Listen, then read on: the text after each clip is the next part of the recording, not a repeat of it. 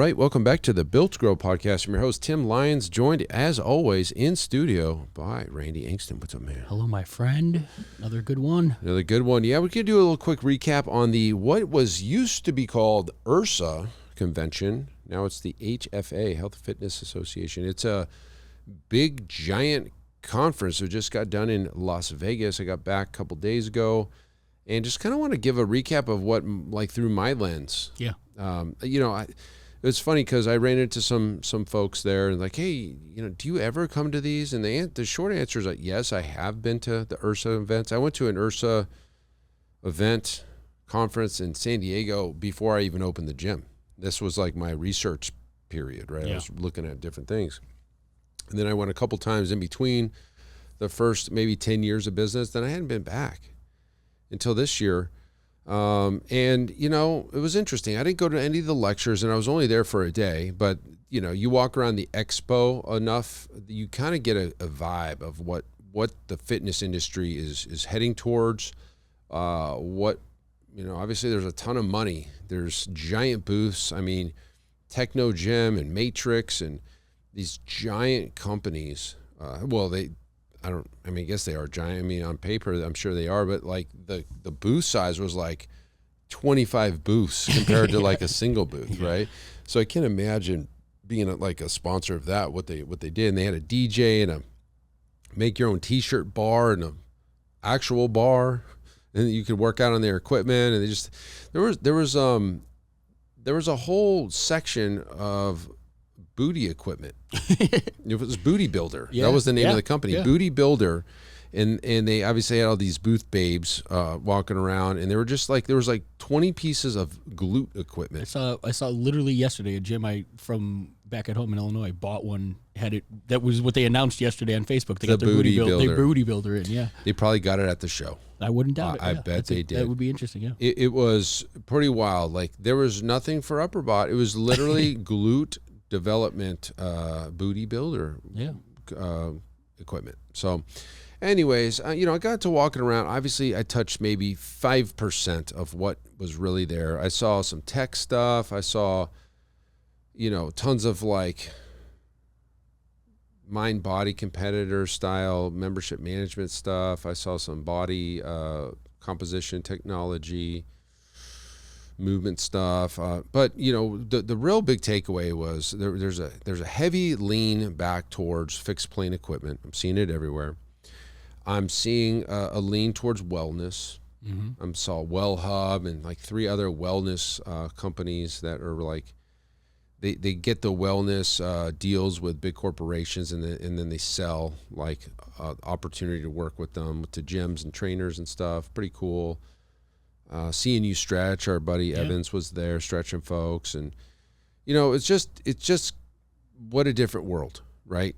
There was some cool stuff. There was some cool equipment like that Anchor. If you've ever seen Anchor, it's like a cable machine that's got so you can just continue to add resistance to it, and it just straps to the side of a rack. Yeah.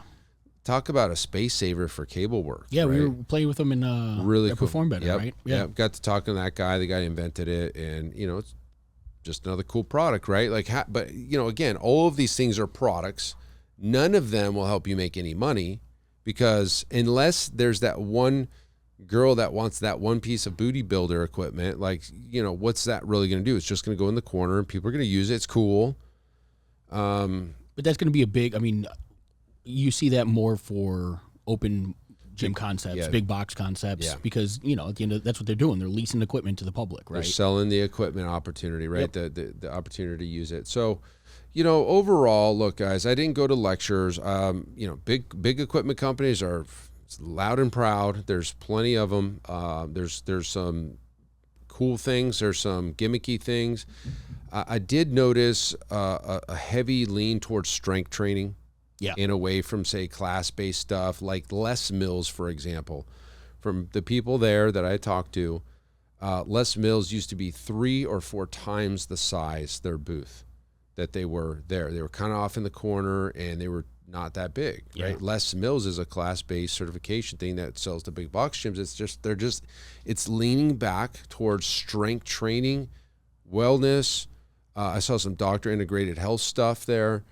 blood work, GLP-1s. So like if I was going to say wrap this up with a bow, yeah, wellness, strength, recovery, GLP-1, medical, all in. Like, can you guys go back to our prediction show of 2025? Like that's exactly what what we predicted. This just seems like this is the way. It's integrated health, medicine, glucose monitors, recovery. There was some plunge. There was a lot of plunge stuff. I'm sure. There was recovery stuff, sauna stuff. Some cool chrome plates and some like different things to make it more elegant, right? Like it seemed like every plate company had a line of chrome, shiny, like super thin plates. Premium plates. I saw, premium plates. I saw 5 different companies had them. And there were silver ones and gold ones. It was cool. I mean, it's cool. Yeah. But like that's, if you think about like the evolution of a plate, like this is what we're talking. It's revolutionary now, huh? The evolution of a plate. If you go back to like the old plates, they were metal, okay, with grips on both sides. Then they did a big lip on one side and flat on the other. Then they went back to the circular ones and they had handles in them. Then they were like octagons. Then they were rubber coated. Then they were color coded. Then they were bumper plate coated or whatever.